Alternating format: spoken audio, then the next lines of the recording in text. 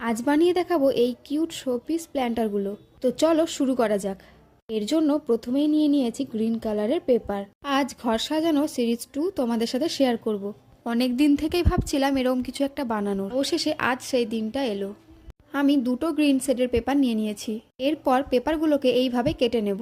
আমি চেয়েছিলাম গাঢ় সবুজ পেপারটা, ওই শ্যাওলা রঙের মতো, কিন্তু সেই কালারটা পেলাম না, তাই এই দুটোই আনিয়েছি। কাটার পর তারগুলোকে পেছনে এইভাবে চিপকে নিয়েছি, যাতে করে জিনিসটা একটু বাঁকানো থাকে। এবার এটাকে যেইভাবে বাঁকাবো সেইভাবেই থাকবে।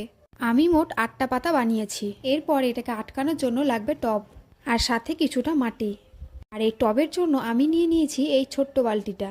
এটা হলো দইয়ের বালতি। এটা একটা অর্ডারের জিনিসের সাথে ছিল, অনেকদিন ধরেই রেখে দিয়েছিলাম যদি কখনো কোনো কাজে লাগে। ও শেষে লাগলো। একদিন এই টবটাকেও রং করে দেখাবো তোমাদের। কেমন লাগলো কমেন্টে জানিও।